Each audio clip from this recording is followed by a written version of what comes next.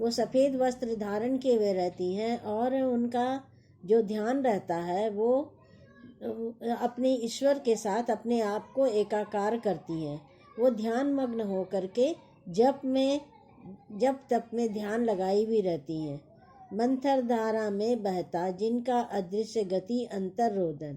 वो कहती हैं कि जब पूजा पाठ में मग्न रहती हैं, विधवाओं के मन की जो पीड़ा है वो उसका दृश्य कभी गंगा की मंथर धारा में देख रहा है। जैसे कि गंगा की जो बहाव है वो धीरे धीरे बह रही है और उसी को कभी महसूस कर रहा है कि वो अपने दुख, अपने मन के जो वेदन है, उनका जो मन अंतर, जिनका अदृश्य गति अंतर रोदन, उनके मन में जो एक पीड़ा है, उनके अंदर जो एक रुदन का भाव पनप रहा है, वो किस तरह से गंगा के प्रवाह के साथ, जैसे गंगा में कहते हैं कि कोई चीज़ को हम लोग बहा देते हैं, जैसे पूजा पाठ करते हैं तो जो फूल पत्तियां होती हैं उनको बहा देते हैं, उसी प्रकार से उनका जो मन के अंदर का जो दुख है, विलाप है, वो धीरे धीरे गंगा के प्रवाह के साथ बहता जा रहा है।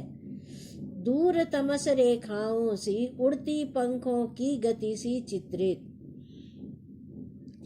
अब कहते हैं कि सोन खगों की पाती आर्द्र ध्वनि से नीरव नभ करती मुखरित। हम देखते हैं कि जब पक्षियां झुंड के झुंड उड़ती हैं और वो एक लाइनों में जाती हैं, झुंड बना करके जाती हैं, और शाम को जब वो अपने घोंसलों में लौटने लगती हैं तो उनके काले सुनहरे रंग से आसमानों में एक रेखा सी उभर आती है। दूर तमस रेखाओं सी, उन चिड़ियों का जो एक समूह जो आकाश में विचरण करता है, वो जब शाम को अपने घोंसलों की ओर लौटती हैं तो एक झुंड हो करके और एक अपने घोंसलों की ओर बढ़ती हैं, तो ऐसा महसूस होता है कवि को कि आसमान में एक रेखा सी उभर आई है।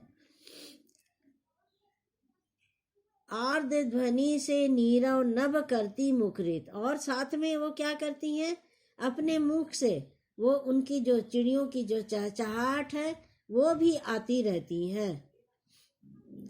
उनकी मीठी आवाज से शांत आसमान ऐसा महसूस होता है जैसे वो भी बोलने लग रहा है। स्वर्ण चूर्ण सी उड़ती गोरज किरणों की बादल सी जलकर।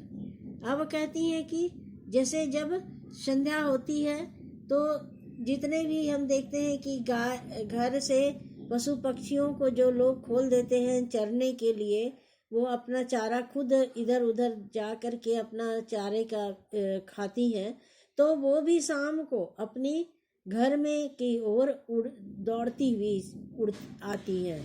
जैसे जब वो दौड़ती हुई आती हैं तो उनके पैरों से जो सड़कें होती, कच्ची सड़कें, पहले तो कच्ची सड़कें हुआ करती थी गांव में, और गांव के ही वातावरण का वर्णन यहाँ पर किया गया है। तो यहाँ कह रहे हैं कवि, स्वर्ण चूर्ण सी उड़ती गोरज किरणों की बादल सी जलकर। कहता है कि उनकी जो गवें, जो पशुएं हैं, वो दौड़ती हुई जब अपने घरों की ओर लौटते हैं तो उनके पैरों से जो धूल है, सड़कों की जो धूल है वो उड़ती सी नजर आती है, चूर्ण जैसे किरणों की बादल सी जलकर। और ऐसा सुनहरे जो प्रकाश है उनकी आभा में गायों के पैरों से उड़ती धूल ऐसे सुंदर लग रही है, और ऐसा लग रहा है जैसे बादल ऊपर उठते हुए नजर आते हैं। सनन तीर सा जाता नभ में ज्योतित पंखों कंठों का स्वर। चिड़ियों की जो तेज गति के साथ आवाजें उत्पन्न हो रही हैं वह इस प्रकार गूंज रहा है मानो जैसे तेजी से कोई तीर आकाश की ओर जा रहा हो। जैसे तुम लोग रामायण महाभारत ऐसे देखोगे तो कैसे वहाँ जब तीर छोड़ा जाता है लड़ाई के मैदानों में, तो किस प्रकार से वो अपना जो उनका जो तीर जब वो छोड़ते हैं तो सन सन करता हुआ वो जाता है। उसी प्रकार से कवि को चिड़ियों का जो समूह आकाश में उड़ रहा है, वो उनके मुखार से वृंद से जो आवाजें निकल रही हैं, चिड़ियों की चहचहाने की ध्वनियाँ, वो ऐसा कवि को महसूस होता है जैसे एक तीर सा वहां पर आकाश की ओर जा रहा है।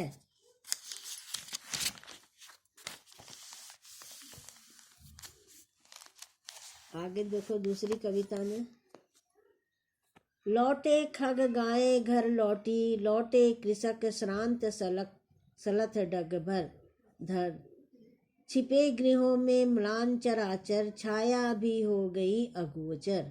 कहते हैं कि संध्या के समय सभी पक्षियाँ, पशु पक्षी, गाय सब घर लौटने लगते हैं। लौटे खग, खग कहते हैं पक्षियों को, और गाय घर लौटी, कि सभी अपने अपने को पता चल जाता है कि अब रात्रि हो रही है, रात्रि होने वाली है, शाम हो गया है, और सभी को अपने अपने घर की ओर लौटना है।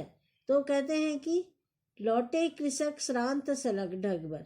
अब कृषक भी जो होते हैं, किसान जो होते हैं, वो दिन भर अपने खेतों में काम करते हैं, या फिर उनके जो रक्षा करते हैं अपने खेतों में लगे हुए अनाजों की, तो वो शाम को थके हारे धीरे धीरे अपने पैरों को बढ़ाते हुए अपने घर की ओर लौट रहे हैं। छिपे गृहों में म्लान चराचर, छाया भी हो गई अगोचर। अब क्या हो रहा है कि शाम के समय में प्रकाश पूरा छिप जाता है, जो सूर्य का प्रकाश है वो खत्म हो जाता है, और कहते हैं कि प्रकाश के लुप्त हो जाने से उनकी अपनी छाया भी अब नहीं दिखती है।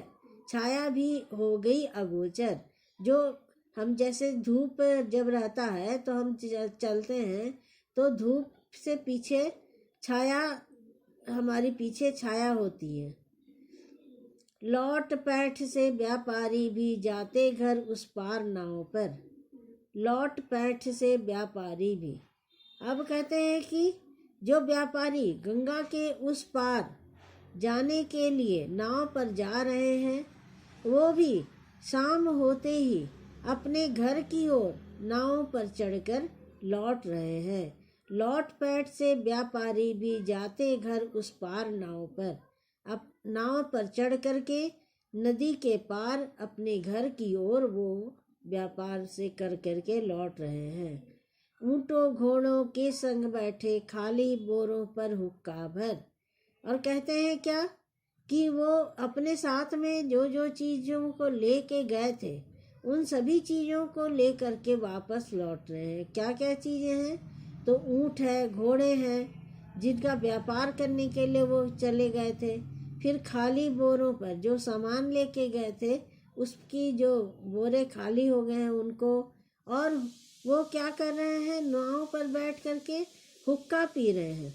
हुक्का पीने से क्या होता है कि उनके मन में एक संतुष्टि होती है कि हमारा जो हुक्का पीने से, जैसे हम लोग चाय पीते हैं तो ऐसा महसूस होता है जैसे हमारी थकान दूर हो गई, उसी प्रकार से वो हुक्का पीते हैं, और हुक्का पर उनकी थकान, हुक्का पीने से उनका थकान वो दूर हो जाता है। तो वो व्यापारी जो है वो नाव पर बैठे बैठे हुक्का का आनंद भी ले रहे हैं, और ऊँट घोड़ों सबको वो अपने साथ ही नाव पर सवार कर चुके हैं। जाड़ों की सूनी द्वाभा में झूल रही निशी छाया गहरी। कहते हैं कि ऐसा जाड़े का दिन में हम देखते हैं जल्दी ही शाम हो जाती है, और रात्रि भी जल्दी छा जाती है, और रात्रि होने के पश्चात जब ठंड जोरों की रहती है तो सभी लोग अपने अपने घरों में चले जाते हैं, घरों के अंदर चले जाते हैं, और सड़कों पर सूनापन छा जाता है। तो यहाँ जाड़ों की सूनी द्वाभा में वही कवि यहाँ पर कह रहे हैं कि सभी है सो वे अपने अपने घर जा कर के जो जाड़े के दिनों में अपने अपने घर में चले जाते हैं। इससे क्या होता है कि दरवाजे के बाहर सूनापन हो जाता है। झूल रही निशी छाया गहरी। कहते हैं कि चारों ओर सिर्फ अंधकार ही अंधकार छाया हुआ रहता है। डूब रहे निष्प्रभ विषाद में खेत बाग गृह तरु तट लहरी। अब जाड़े की रात में अत्यधिक जो वो रहती है, क्या बोलते हैं तुम्हारा, अंधकार रहता है। अंधकार भी हम देखते हैं कि खूब कड़ा डार्क अंधकार रहता है जाड़े के दिनों में। तो वो सभी ऐसा महसूस होता है जैसे कि खेत बाग बनियान घर, तरु कहते हैं वृक्ष को, तट कहते हैं किनारा को, लहरी कहते हैं लहरों को, कि सभी में अंधकार छा गया है। बिरहा गाते गाड़ी वाले भूख भूख कर लड़ते कूकर। अब जो गाड़ियों से वापस अपने घर की ओर लौट रहे हैं वो क्या कह रहे हैं कि गाड़ियों पर ही बिरहा गीत गाते हुए चले जा रहे हैं, जैसे वो अपना घर अपने थकान को दूर कर रहे हैं बिरहा का गीत गाकर। गांव के, अब कहते हैं भूख भूख कर लड़ते कूकर। गांव के आसपास क्या है कि कुत्तों की लड़ने की आवाजें आ रही हैं। कुत्ता क्या है, वो जब अंधेरा छा जाता है, सुनसान हो जाता है, तो थोड़ी सी भी अगर आहट कोई आती है तो कुत्ते क्या होता है, भूखने लगते हैं, भौंकने लगते हैं। उनका जो स्वभाव है भौंकने का। अब हुआ हुआ करते सियार देते विष्णन जैसी बेला को स्वर। कहते हैं कि सियार भी रात्रि की नीरवता में हुआ हुआ विष्णु करने लगते हैं, अर्थात हुआ हुआ की आवाज़ें देने लगते हैं, करने लगते हैं। तो खेतों में झाड़ियों में सियार हुआ हुआ की ध्वनि से मानो रात्रि के आगमन की सूचना दे रहे हैं, ऐसा महसूस कवि को हो रहा है।